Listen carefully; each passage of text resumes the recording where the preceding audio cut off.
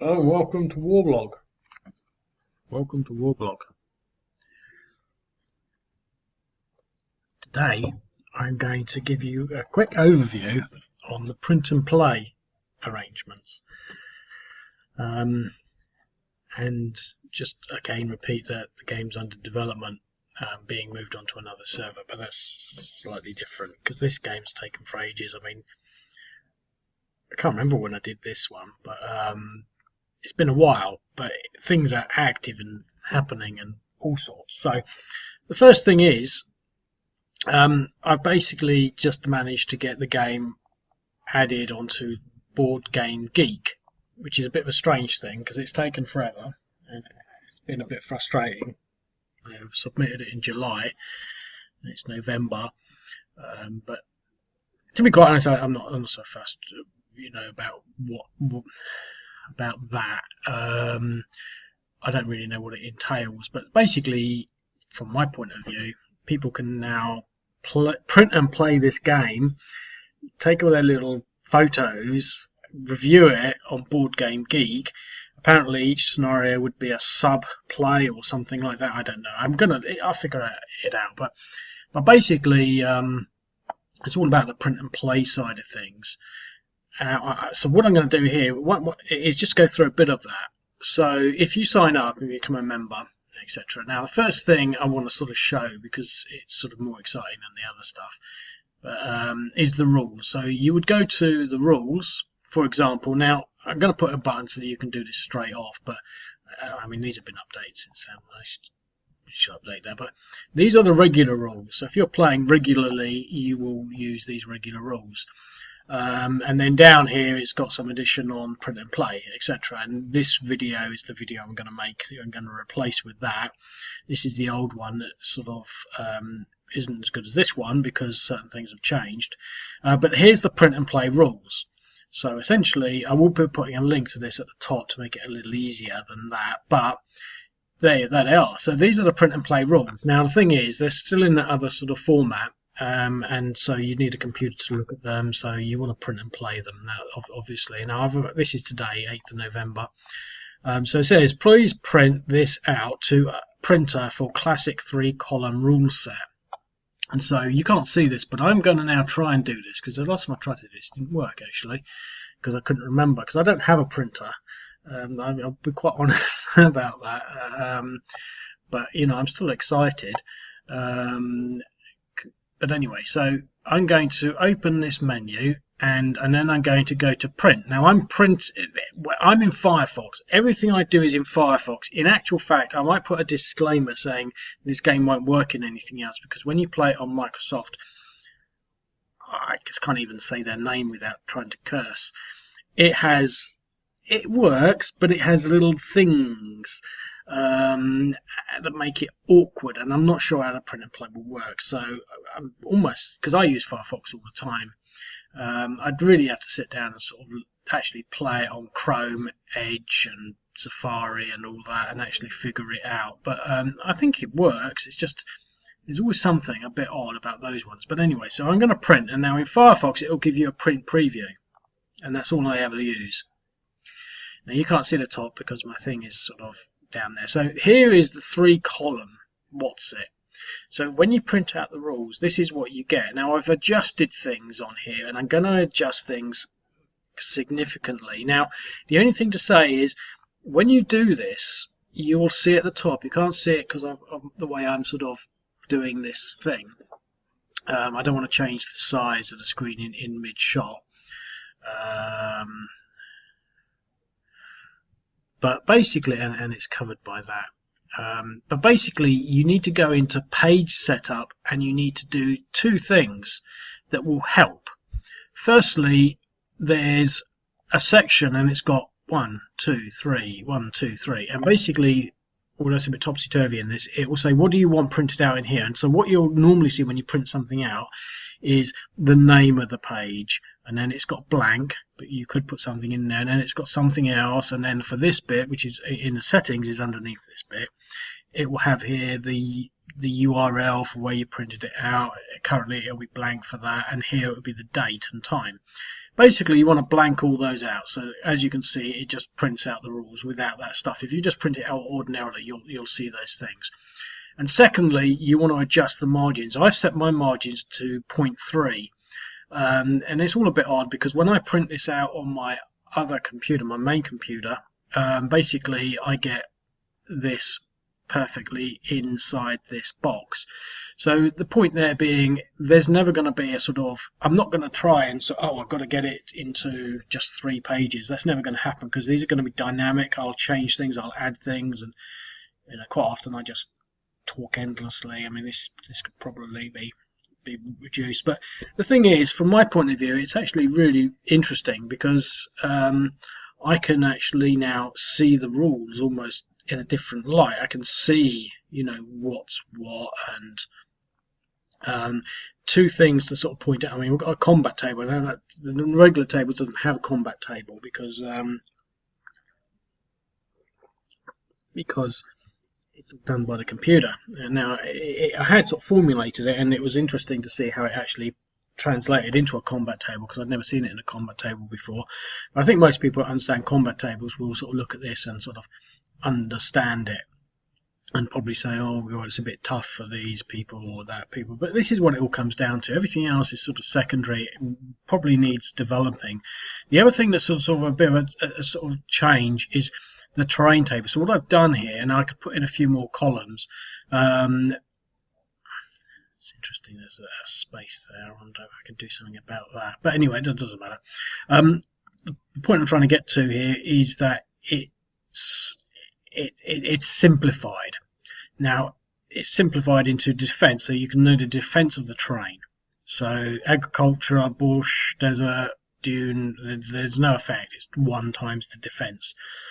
Hills, your defense is doubled, etc. Now, in the computer version, it's slightly different because things have multipliers like 1.1, and I'm not sure how different it is from the main rule set. I can have a look maybe. But the more important thing here is it's divided into infantry, motorized, and armor. So if you've got infantry, they're basically infantry, anything that moves at 3, and that encompasses everything. So what we can see down here are refugees. They'll come under infantry. Anything that's foot powered, I could put foot, but you'll get the hang of it. Motorized includes mechanized. Anything that's motorized will have this second column, and armor will have the third column. Now, I could put mechanized and armor together, but I think that I'm pushing motorized and mechanized together and armor on its own. There will be other things, so it does actually sort of stay that state. Please refer to unit specifications for special rules such as Marines, mountain troops, etc. So, for example, if you've got special forces, they can do things that are outside of this scope. Well, let's be a bit more specific about this. For example, amphibious units, the 0 means you can't go across it. Amphibious units can, so they can go into sea. So if it's a special unit, you have to observe the rules, so to speak. I'm just trying to sort of find something. It's still under development, but I think it's a big jump just putting it into these 3 columns and looking at a few of the varied things. What I'm looking for is mountain troops, mountain infantry. We've got amphibious, so amphibious mechanized infantry is the same as amphibious, except it's mechanized. They can cross rivers and carry out naval landings. These things are going to be developed because the thing is, you can carry out naval landings, but you can't go out into sea. So you can't start on the beach, go into sea, and come on somewhere else. So you can do a landing. There we go. Mountain infantry. Mountain infantry has good movement rates in mountains. Now, obviously, they're infantry. So under mountains, they have 3. So I will actually have to specify that. But for example, mountain infantry can go into mountain peaks. Otherwise prohibited for everything. So can special forces and irregulars. Now, the thing is, the thing to possibly bear in mind is that this is actually already specified in the main table. So there will be some sort of reference to the main table. So for example, if I go into the main rule set and look at, well, I don't want to look at mountain infantry, I want to look at mountains or mountain peaks, what you'll find is the special forces can move. So the rules are sort of defined. Irregulars can go through it, and mountain infantry can go through it. So leaders can go into it and command units can go into it. I don't know what the difference between command and leaders is.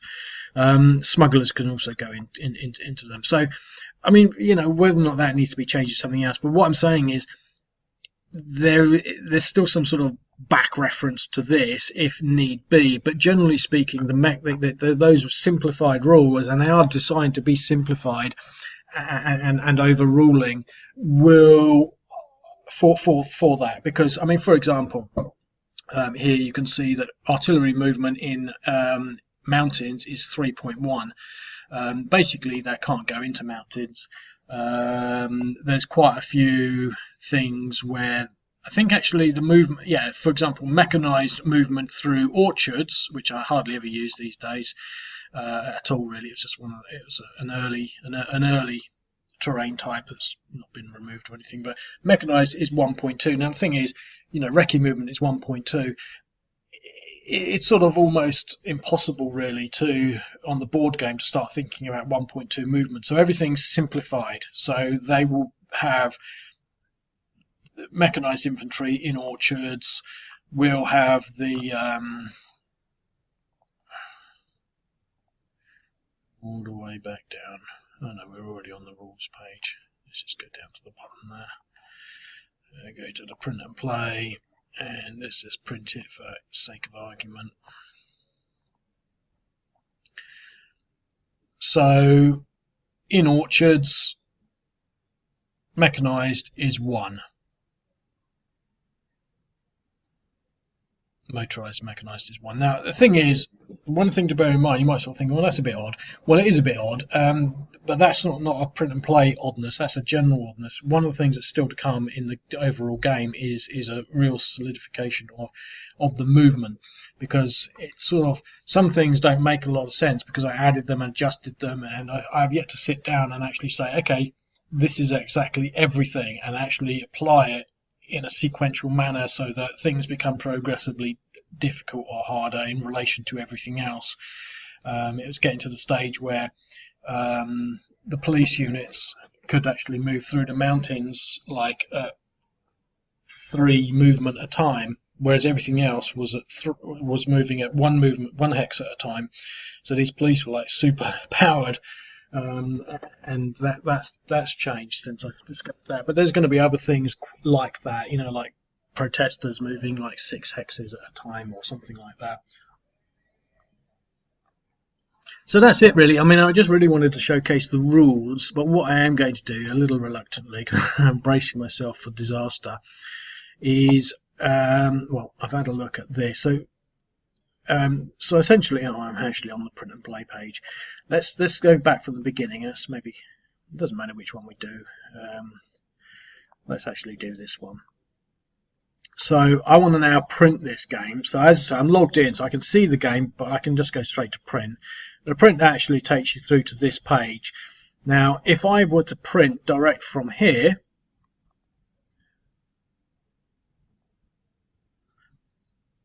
what I get is the whole lot. So I can print this out maybe for reference, but down here I've got some options. I can print the map only or the units only. So generally speaking, you will print the units, the map only. So that will take you through to this page. It's a bit sort of faffy, but it will take you through to that page, and then you can look at it, and then when you print it, it prints just the page. Now on here you can see all the unit locations, that's all fine. The thing to sort of bear in mind, again, you've got to bear in mind your margins, and this is where basically the players are sort of a little on their own, because people's printer setups will be different. your printers will be different. You can print this as big or large as you like, small and etc. as you want. It's up to you to sort of print it out at whatever size you want. I mean, I would probably print them out on a bit of A4 paper because I'm tight, but you might want to sort of print it out on A3 or take it to the printers and even get bigger paper. I'm not sure what the resolution would be like at larger scales. So that's that. I have actually moved my buttons. You can move the buttons in Firefox. I didn't know, so I've now got my back and forward buttons up here where I can get them. I couldn't do them when they're over here because the control things for this video is over there. So if I want to print out the units only, then I can see the units there. So obviously there's not actually a lot of units in this game, but when I actually go to print, as you can see, it's quite simple. So that would be what I would print out. Now again, you've got to set your own margins up, but you would probably have the same settings as the previous one, which would put them into proportion, etc., etc. So it's up to you to sort of print the scale, to scale it to your printer and to your for example, you could print it out in A4, but you could print it out 3 times the size and then sellotape the maps together or something. So this is how it's done. The only little observation is sometimes there's a white border, for example, here, and it gives the appearance of being smaller. You have to be a bit creative. The only other thing that I would maybe say is that there is obviously some lines in between here. Now I've left that like that so that you can cut along those, but that's maybe something to be fine-tuned. As practically, do you want a white line through it to cut along, possibly leaving white edges, or what? That's all something else, really. But so that's how you print the map. That's how you print the counters. The only other thing, maybe just to sort of like address. I'm not sure whether it's actually in this section, but let's go down here. You can find supporting counters here.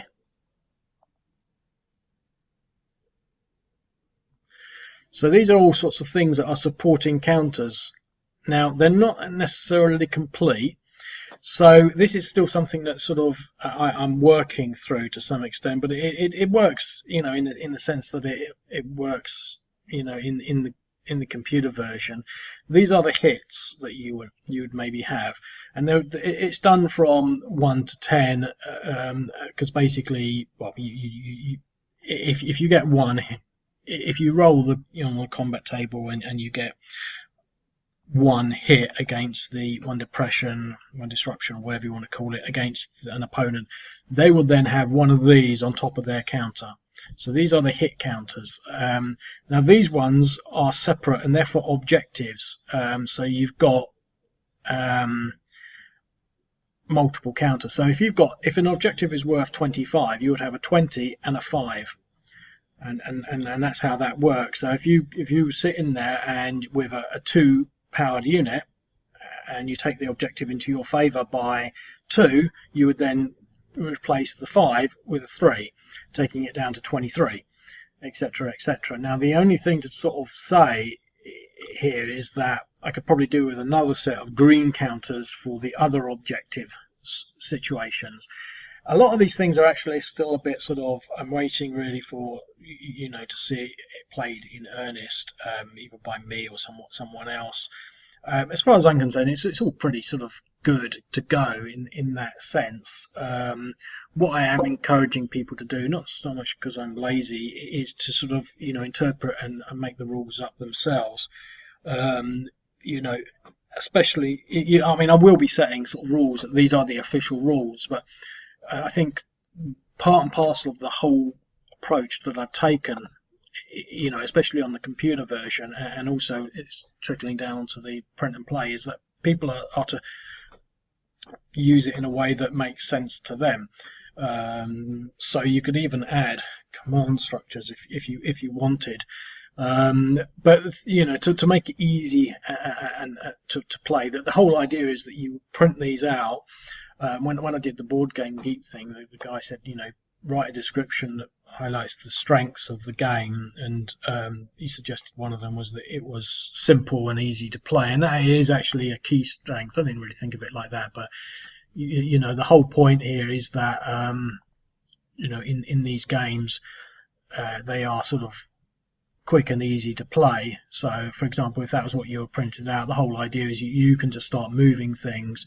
There's no sort of is he in command, is he in supply? You know, I'm not saying these things are completely irrelevant, but from the point of view of a game, there isn't any of that. So you would maybe, you could move these. Now, obviously, you might not want to move him there because this isn't a particularly strong position. I mean, in this situation, the whole point is getting these units into a suitable position to play, etc., etc. But the point is, it's quite simple. So if you don't really understand, you know, for example, you've got movement, you've got the terrain chart, so you know this is 1. He's got 6 movement, so he could go 1, 2, 3, 4, 5, 6.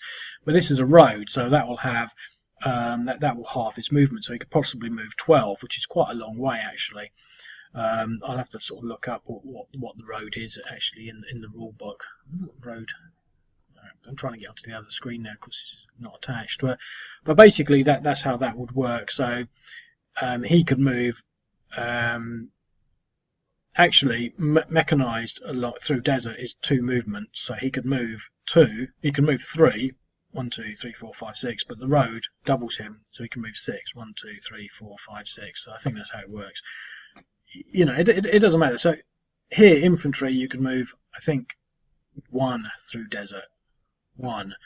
I'm not sure actually. I'd have to sort of look at it. I mean, I could play it, but what I'm sort of getting to here is that well, I'm not saying you make the movements moving things up. The movement is quite simple, and you'd have to sort of follow the rules. But what I'm saying is, if you were to sort of say attack this unit here, well, you can attack from there. But if you attack with this unit as well, you get a 10% bonus. But the thing is, if you don't get that, if you don't really understand how flanking works, and it is in the rules, don't worry about it to start off with. The whole point is you print it out and you start moving the counters around, and you can just start, you know, attacking other units. Now it all sounds a bit vague, but it isn't. But the whole point is, you know, to try and make it work for yourselves, in the sense that what you're dealing with here is you know, the dark green ones playing against the light green ones, with these coloured units down here coming in as sort of, you know, the main offensive force. It's all about understanding the geography and the nature of what's happening to some extent. So when you print and play things, it's not just about creating a nice competitive game. Now, something like this, if you print and play something like this, it's actually going to be pretty tough. I mean, you're going to have to print out all these counters and put them on. I mean, if we look at this as a print and play game, now the map is quite nice, but obviously we've got all these. So if we look at the units, as you can see, don't seem to be too many, but let's have a look at the print. They're a lot tighter together there. I think that's just an optical illusion through my screen, because I don't see why these should be close together there and not there. But see, they look like they're touching there, but not there. I think that's just an optical illusion. But the thing is, you've got to print these all out. 1, 2, 3, 4, 5, 6, 7, 8, 9, 10, 11, 12, 13, 14, 15, 16, 17, 18, 19, 20, 21, 22, 23, 24, 25, 26, 27. 27 times 1, 2, 3, 4, 5, 6. 27. I wonder if I could, but I'm not using all my mental powers to operate my calculator. 189 counters. So you have to.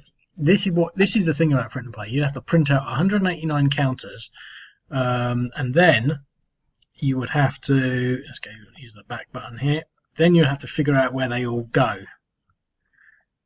And you have to put them there. So you have to put that one there, you have to put that one there, and that could take a long time. You know, that's the thing about, so this would be a big game. And I think this is something that a lot of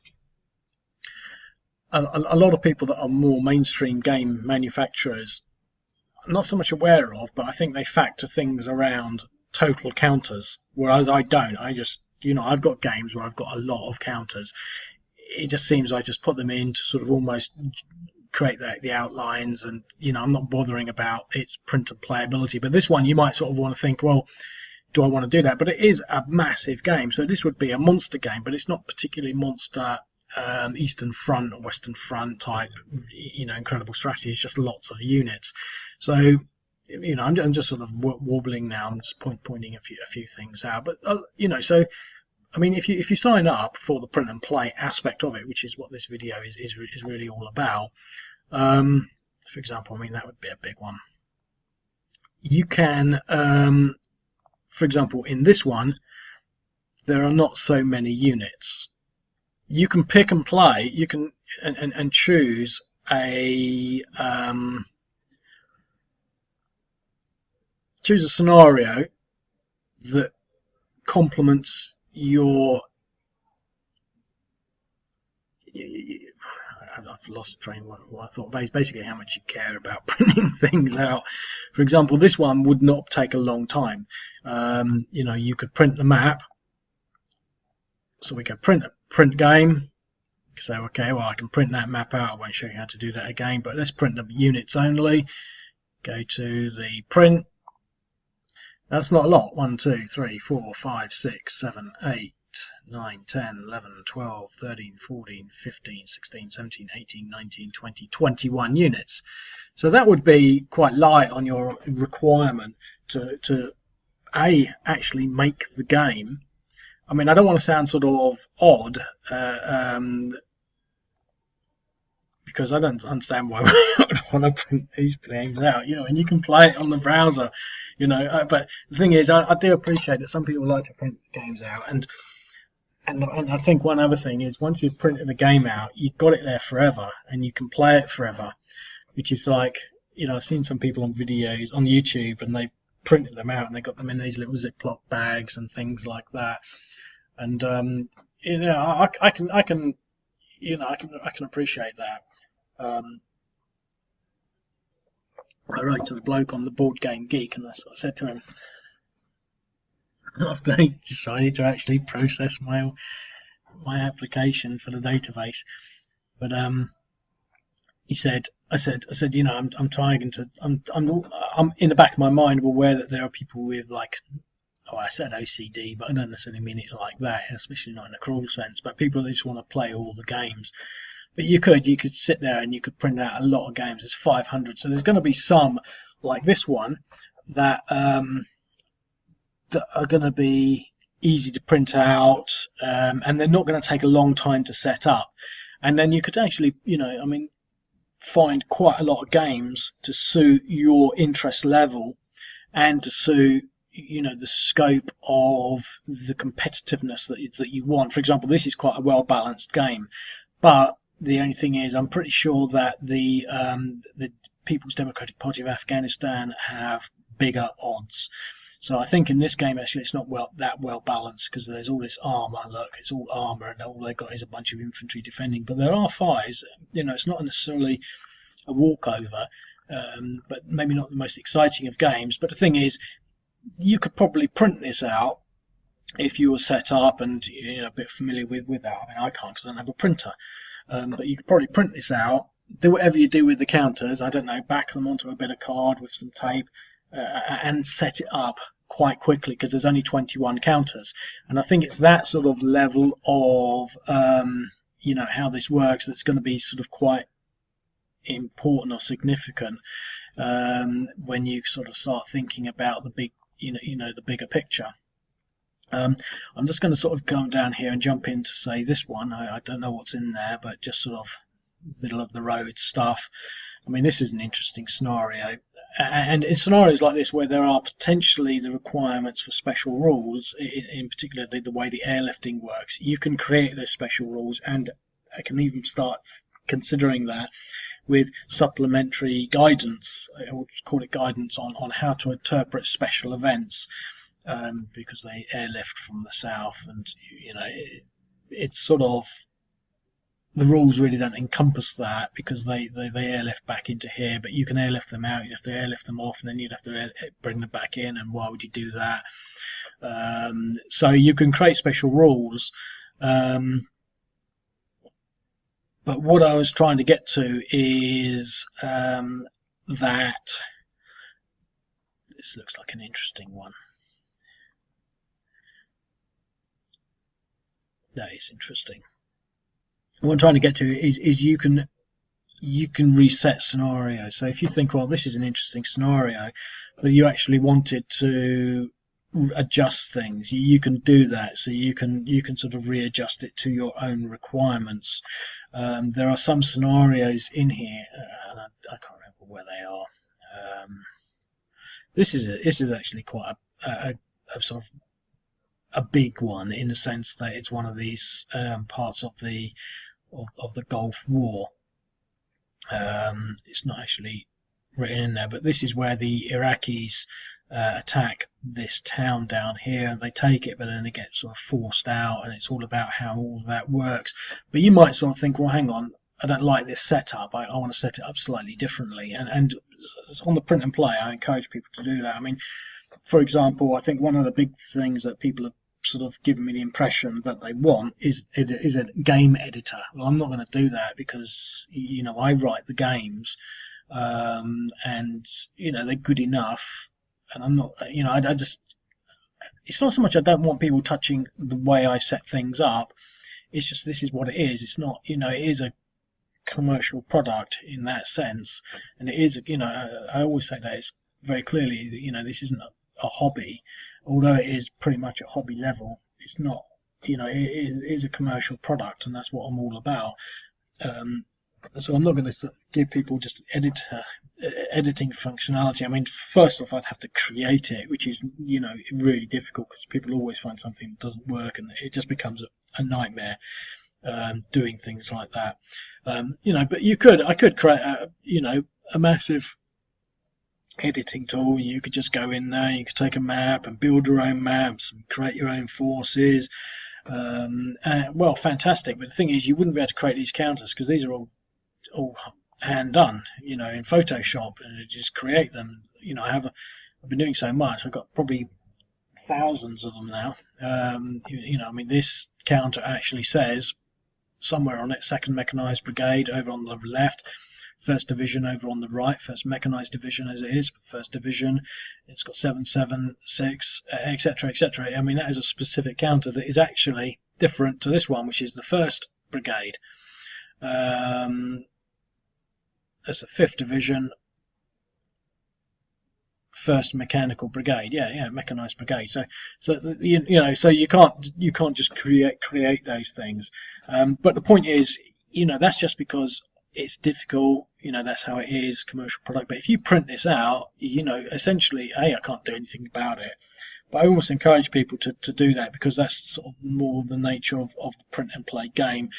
For example, to put it into maybe a battle light, what I would possibly say is, don't worry about the setups, unless the setup's very specific. And I think this is maybe more what I'm getting to, trying to encourage people to set things up as they want.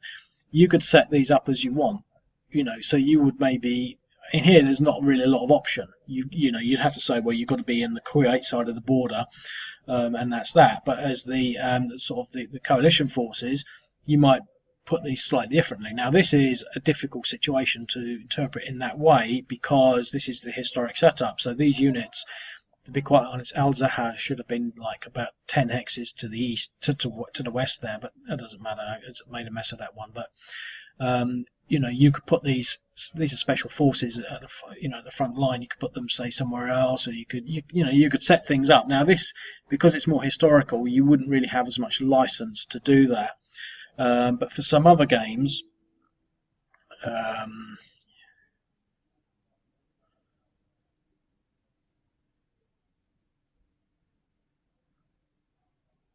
just trying to find something that... Oh, I can't find anything, but let's have a look at this one. For other games, you might want to set this up yourself and say, well, okay, well, as long as you're set up below this line, so you could, instead of having a big stack there, you could have it there. Instead of putting these all the way down here, you could put them sort of more further over here, or etc., etc. You might want to sort of readjust things, putting this stack maybe further over into this stack here, or whatever.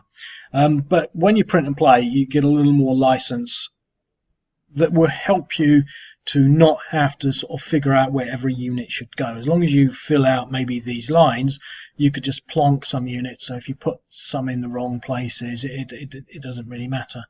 So that's sort of that. I don't want to sort of continue saying that you've got some flexibility, because of course you do. But it's sort of in the back of my mind, I'd be more happy that people sort of readjust their starting positions if it makes sense. I'm very much a big player on people doing things because it makes sense, more so than twisting the rules and being so close to the rules that you can't. There's no variance. I say that mainly because I think when I used to play years and years ago, it's to get quite upset at gaming to some extent. I don't think I didn't like losing, but on reflection, I didn't like losing. It's a different sort of thing to say, because I was quite prepared to lose, and it wasn't that bad. But I can think of quite a few scenarios where situations where, on reflection, I was a bad loser because I got upset. You can't do that. That's not right. And I think that from my point of view, I don't want to propagate a game where people are sort of unhappy with losing, and so I try to sort of push forward this more flexible dynamic. You're engaging. So if you're losing, you're as much on the other person's side as you are on your own. You're just playing the role of a side, and if you've made some mistakes, you say, oh look, I've made some mistakes, and then you can anticipate what the other person is going to do. It's a different paradigm, and I'd rather sort of people actually played with that in mind in that way. I'm warbling now and not making a lot of sense, but I just think that people need to enjoy the ride, as opposed to really be quite strict on the outcome, and as such the mechanisms for achieving that outcome.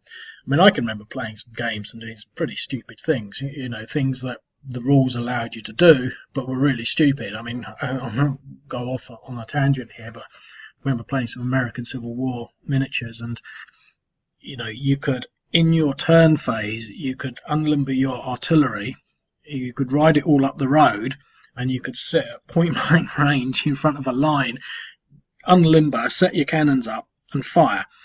And this is really useful if it was also conducive to your movement phase, and the other person was likely to rout as a result of point blank canister fire.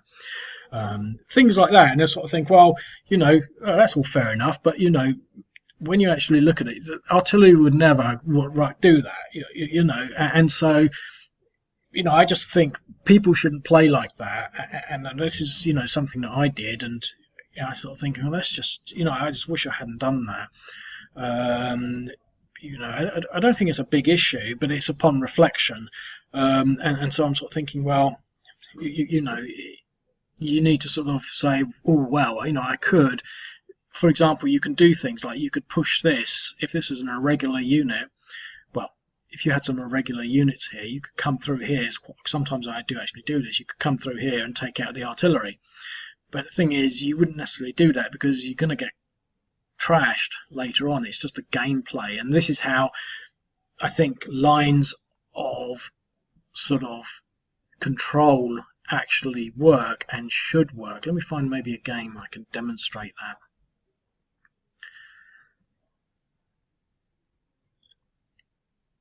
This isn't a brilliant example, but for example, you could possibly break through there. Now you might want to break through there. Let's go into play mode.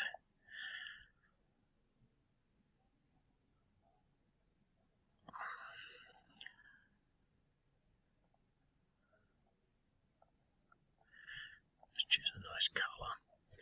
I mean, you could sort of possibly break through here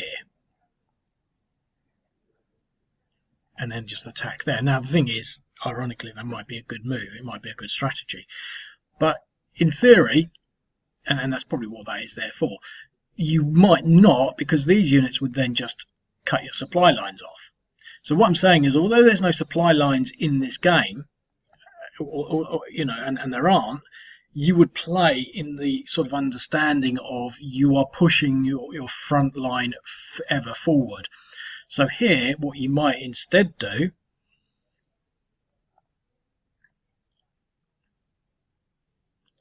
is, you know, so what and I do say this quite a lot in the games. You know, I encourage role playing more, and that I do say that a lot, and it's exactly what I do. So you've got a front line here, obviously, so you might want to sort of say, well, you know, we could, as a role play, switch straight through here, and who knows what that would result. But when we get there, we'd be isolated, so we're not going to sort of do that. So we might sort of say, okay, well, I'm going to role play more into what I'm doing here. And this is just an example. I really don't know whether it works or not. But you might want to say, okay, well, what we're going to do, first of all, we're going to use these units with some support from here to push our front line like this. And then when we've got our front line, we might push it like that. And then when we've got our front line secured like that, we might push it like that, putting in this as a position to attack that. Now this is just a complete example, but it would be more of a role play, because we would be securing our front line at all stages with pushing something like that. Now if we did do it like that, our front line would, you know, if we did do it the way I suggested, I know I'm going all over the place now, but it doesn't matter. For example, if I did do that, we could say, well, my front line, which is like that, after the first turn, would actually become like that. You know, if I could push this unit out of the way, for example. But then, obviously, what would happen on the next turn, these people would be able to just cut this line of supply off. They'd just be able to cut that. And you'd be isolated, and you sort of think, well, okay, well, there's no rules for isolation in this game. But when you add a bit of common sense and role play, and that's what I'm trying to sort of say, you can sort of say, well, I could do this, but you know, I'm not going to. You know, and once you get to that level, it's a bit like I think I used to do a lot of role playing when I was younger. I wish I hadn't, but that's something else. But there were some other role playing games that didn't have any rules. Where you just sort of made things up, and it was really interesting, because, you know, if you're sort of saying, okay, you know, such and such, you're sat in a room and you know, there's a box or something, and then whatever, and you can say, okay, well, I go and have a look in the box. You sort of think, well, okay, well, it's your box, you know what's in the box, you know, but that's irrelevant, you know, I mean, assuming you don't know what's in the box. And you open up the box, and then the other person might say, well, a big dragon jumps out. And you, well, that's just stupid. But if you were to play it sort of, you know, in a way that was conducive, and this comes down to some really bizarre concepts of sort of rationalization of things, and, you know, conceptualization and stuff like that. But you could play really good role playing without the need for an excessive set of rules. I mean, in advanced Dungeons and Dragons and RuneQuest games that I remember, and all these other role-playing games that probably have out these days, you have lots of rules, and then you have the die rolls, and you know what your lightsaber can do. I'm presuming they play with lightsabers these days, as opposed to halberds and bastard swords, which are my favourites. You would know the rules, and you would apply them, and you couldn't do stupid things. You couldn't say, okay, well, you know, I hit him with my halberd. Well, he's a mile away. Oh yeah, but my halberd's a mile long. Okay, it's not. Oh, it is. Okay, you know, etc., etc. So anyway, so what I'm saying is, as long as you apply common sense, when you print this game out and apply the rules, you can find that you can do a lot more with it, and the rules are not there to sort of bind you completely. I mean, for example, you might be looking to study it from a historic perspective.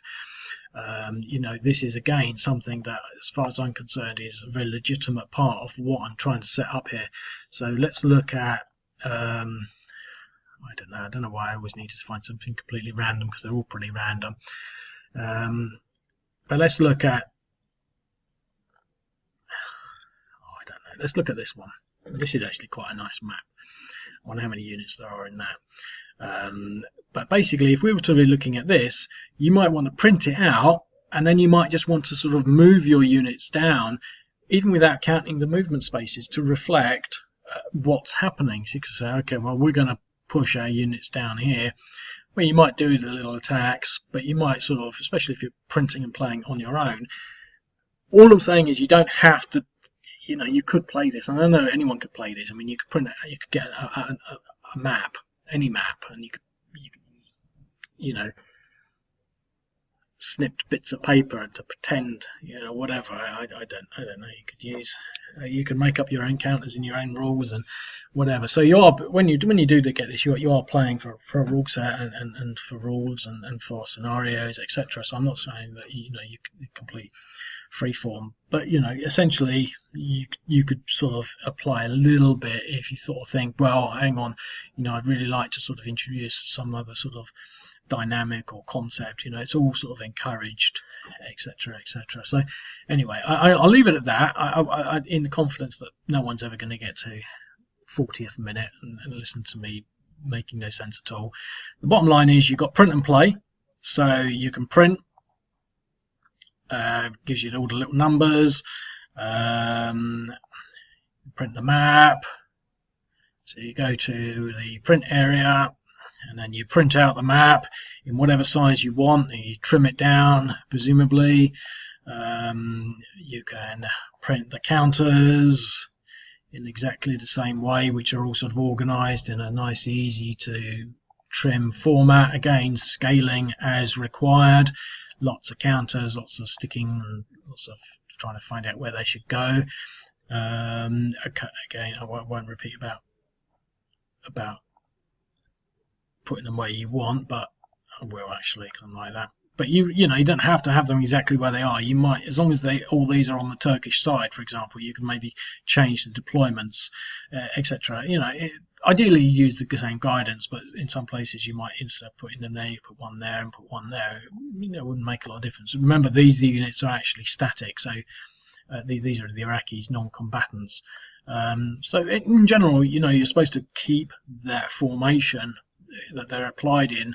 I mean, I will just have a quick look at the Iran-Iraq war, because I think this is where I'm sort of really trying to get to in that sort of the nature of that, what I'm trying to say. For example, if you look at Operation Ramadan, there's just hundreds of units. Whether you put this one here or there, it's sort of less relevant. This secondary line you can almost populate as you want.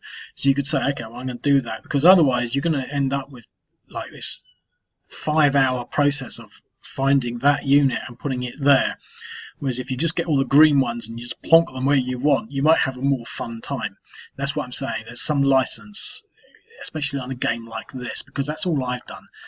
You know, and of course you've got the rules. There will be a little quicker rule link there, but the print and play rules are pretty much the same as these ones, but they have been modified to make things simpler, and they're online, so you can use them online. When they're online, you know, if you want to go to stacking, there you go, there's your stacking limits, etc., and you can do it like that. But something that I'm particularly chuffed with at the moment, you can print and play the rules and get them in this nice fancy 3-column, just like proper rule sets, to make it all the more look exciting, etc., etc. So that's it, really. I mean, that's the print and play overview.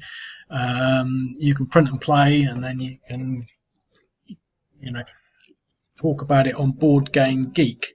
I don't know. I'm not so. I don't think that's not the sole reason that I'm doing it, but I'm sort of. I've never really looked at Board Game Geek until about July when I did the print and play. Someone asked for print and play a long time ago, and it was always in my mind so I had to do it.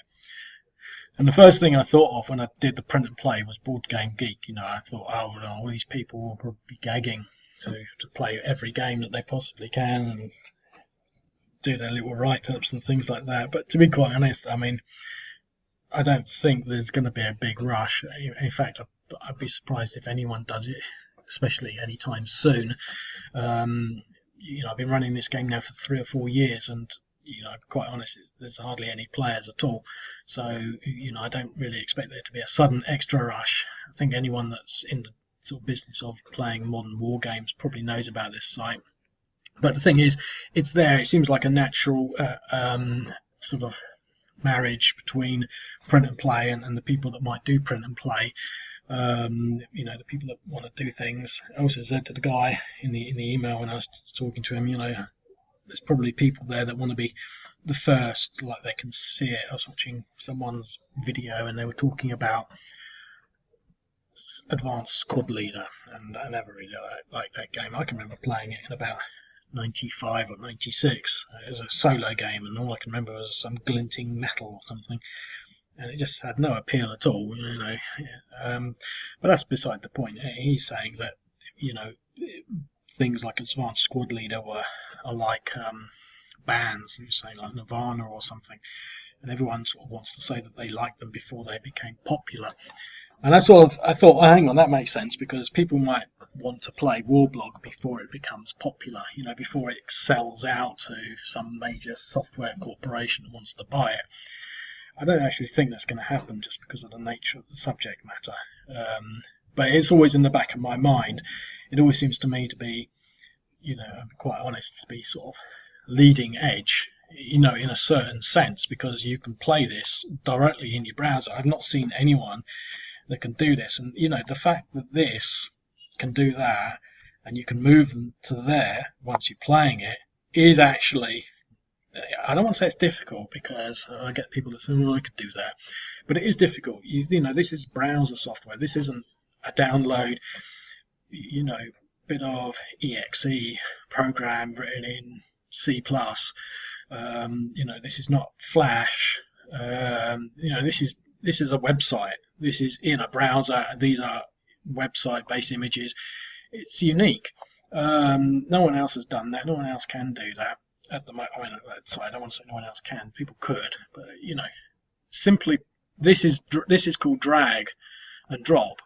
And I've only ever seen one other site with any drag and drop functionality, and that was just a menu. They had a menu, and you could move the menu from here. You could drag it over here and leave it there. When you clicked it, it would open. When you clicked it, it would collapse. And so I have thought about doing that for my own, but that's the only other time I've seen anyone on a website use drag and drop. So there are some unique features about this. Obviously, the print and play is unique in the sense that you've suddenly got and this is growing, and it will continue to grow. I'm stuffed with developing the new server and also maybe a bit of this, but there's nearly 510 games now, and all of them can be suddenly printed and played. I mean, that's an enormous number of potential games. Now, not all of them are going to be brilliant. For example, would you really want to print and play this game? It's got 5 units. You've got these air mobile units come in against there. I mean, is it worth printing and playing? But the thing is, as far as I'm concerned, the answer is yes. But some people might think, well, no, it's not really. So there's not really 500 perfectly set, balanced games. But there's certainly games at every scale, from 10 minutes to 10 years of play, that you can get immediately from your browser. You can look at it. So you don't have to sort of buy this and sort of think, oh, well, I wonder. It says on the back of the box, it says it's the Mozambique Civil War. In February, they launched an air mobile assault to recapture the Mutara railway bridge. That sounds really exciting. When you buy it, there's only 5 counters. You might be disappointed, but you can see it. But if you're a student of the Mozambique Civil War, you might want to get this, and then you might want to add some more counters because you want to sort of expand the situation, etc., etc. I'm not suggesting that as a prime motivation, but you could. But this is quite playable, but I'm not saying you might not want to. But the thing is, there's 500 and plus games suddenly that are available in your browser that you can print out for €25. That gives you a year's subscription. Obviously, you can play them forever and ever with a fantastic 3-column set of rules and everything. And so, it's quite exciting, really. I think, I mean, this would be really exciting, wouldn't it? Get all those counters. You'd have to put them all. This is one you have to put them all exactly where they should be. 7K. That should be at 7K. You'd have fun setting that one up. But you could sort of say, well, I'll set. As long as you maybe demark your borders, you could put them where you wanted, etc., etc. So I'm going to leave it at that. I spent another hour just talking. I didn't want to do that, but I was excited about the print and play. So this is my new print and play video. Probably have to do another one with all that warbling. Just keep to the point. I have actually considered putting a timer and actually keeping all my videos to less than 10 minutes, because to be quite honest, no one watches more than 30 seconds, so there's no point. But I do enjoy just talking, so there you go. But I might start in the new year or something, just keeping everything under 10 minutes, short and sweet, so to speak. Save my time and all that. But anyway, I'll leave it at that. So if if print and play's your stuff, we now got the Board Game Geek page where you can talk about it, and you can sign up, you can print and play, and even if you feel inclined, you can shout at me and say, hang on, this is rubbish, and you need to put these yellow counters somewhere else. And I'm open for feedback, etc. So that's that. I'll speak to you later. Cheerio.